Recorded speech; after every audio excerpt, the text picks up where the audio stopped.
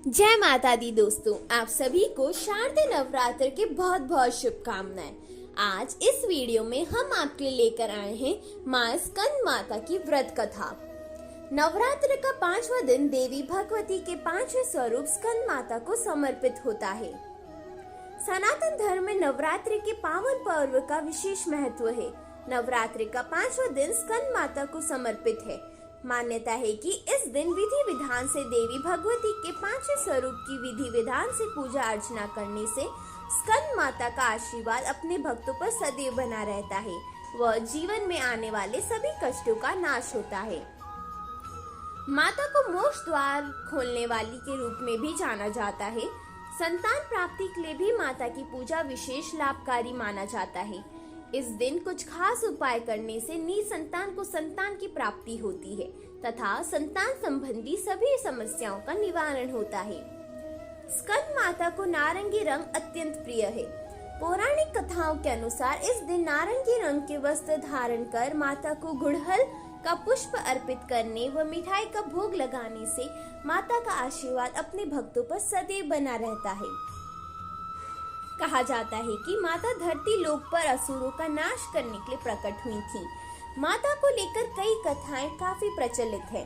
धार्मिक ग्रंथों की माने तो बिना कथा के माता की पूजा को संपूर्ण नहीं माना जाता है। पौराणिक ग्रंथों में स्कंद माता को लेकर एक कथा काफी प्रचलित है। पौराणिक कथा के अनुसार एक तारकासुर नामक राक्षस, उसने अपनी घोर तपस्या से ब्रह्मा जी को प्रसन्न कर लिया था। उसकी तपस्या से प्रसन्न होकर ब्रह्मा जी प्रसन्न हुए। तारकासुर ने ब्रह्मा जी से अमरता का वरदान मांगा। ब्रह्मा जी ने यह सुनकर कहा कि ऐसा संभव नहीं, क्योंकि जन्म लेने वाले हर प्राणी का अंत एक दिन निश्चित है। यह सुनकर तारकासुर निराश हो गया और उसने बड़ी चालाकी से एक वर और मांगा कि उसकी मृत्यु से भगवान शिव के पुत्र हाथों ही हो, क्योंकि उसने सोचा महादेव न कभी गृहस्थ जीवन अपनाएंगे और न ही उसका वध होगा। इस तरह से वह हमेशा के लिए अमर हो जाएगा। इसे ब्रह्मा जी ने तथास्तु कह दिया। वरदान प्राप्त करते ही उसने धरती व स्वर्ग लोक पर हिंसा करना शुरू कर दिया। उसके अत्याचारों से तीनों लोकों में सभी परेशान हो गए। एक दिन सभी देवी देवता ब्रह्मा जी के पास गए और भोलेनाथ को उसके अत्याचारों से अवगत करवाया। इसके पश्चात भोलेनाथ ने माता पार्वती से विवाह किया, जिसका नाम स्कंद अर्थात कार्तिकेय था। भगवान स्कंद ने तारकासुर नामक राक्षस का वध किया।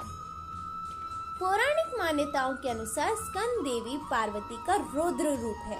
माता को लेकर एक और पौराणिक कथा काफी प्रचलित है। पौराणिक ग्रंथों में उल्लेखित एक कथा के अनुसार एक बार बालक कार्तिकेय की रक्षा के लिए माता पार्वती क्रोधित होकर आदि शक्ति रूप में प्रकट हुई। माता का यह स्वरूप देखकर इंद्रदेव भय से कांपने लगे। फिर इंद्र भगवान अपने प्राण बचाने के लिए देवी पार्वती से क्षमा मांगने लगी। हालांकि कुमार कार्तिकेय का दूसरा नाम स्कंद भी है, इसलिए सभी देवतागण माँ दुर्गा को मनाने के लिए उन्हें स्कंद माता कहकर पुकारने लगी। तभी से माता रानी के इस 5वें स्वरूप को स्कंद माता कहा जाने लगा। इस प्रकार माँ की पूजा 5वीं अधिष्ठात्री के रूप में की जाने लगी। यदि आप सभी को ये कथा अच्छी लगी हो तो इस चैनल को लाइक, शेयर और सब्सक्राइब करें। जय माता दी।